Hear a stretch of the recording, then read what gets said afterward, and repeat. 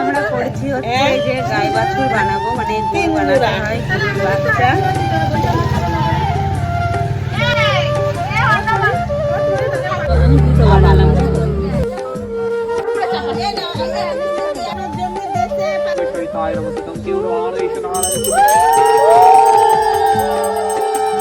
তোমাদেরকে তো প্রথমেই বলে দিলাম আজ হচ্ছে ৬ ষষ্ঠী। তো আমরা এখানটায় পাড়ার সব কাকিমা বৌদি মানে সবাই মিলে আমরা একসাথে পুজোটা করি। আর একসাথে পুজো করার মজাটাই আলাদা। বাড়িতে তুমি একা একা যেভাবেই পুজো করো না কেন, সবার সাথে পুজো করার যেটাই আলাদা। তো এইভাবে আমাদের বছর মানে ৪ থেকে ৫বার এই ষষ্ঠী পুজো করা হয়, এক এক টাইমে এক এক পুজো। আর এদিকে পুজো কমপ্লিট হতেই ঠাকুরমশাই আমাদের দিয়ে দিচ্ছে হচ্ছে শান্তির জল। পুজোটা করতে অনেক কিছু নিয়ম থাকে, তো সেই নিয়মগুলো পালন করা হলো। আর আমরা যে নিয়মগুলো জানি না বড়দের থেকে, সেগুলো আমরা শিখে নিই আস্তে আস্তে। এদিকে দেখো এগুলো দুবলো দিয়ে, এগুলো হচ্ছে গাই বাছুর বললে, সেটাকে বানানো হয়ে গেছে। এখন হচ্ছে এই দুবলো দিয়ে ওর উপরে হচ্ছে দুধ গঙ্গা জল দিয়ে ওকে খাওয়াতে হয় না স্নান করাতে হয় জানি না, এটা একটা নিয়ম। তো সেই নিয়মটা আমরা পালন করছি। আর আমাদের কাকিমা জেঠিমারা আমাদের দেখিয়ে দিচ্ছে। তো চলো দেখতে থাকো। ভিডিওটা ভালো লাগলে অবশ্যই একটু লাইক কমেন্ট করো।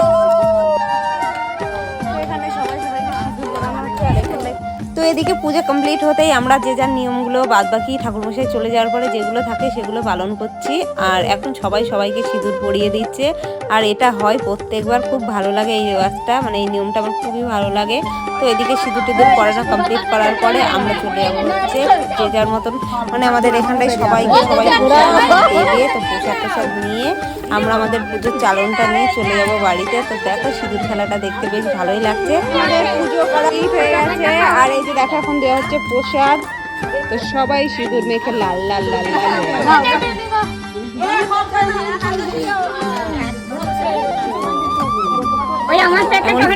দুর্গা পুজোর সময় যেমন আমরা সিঁদুর খেলা করি, তো ঠিক সেই রকমই হয়েছে ব্যাপারটা।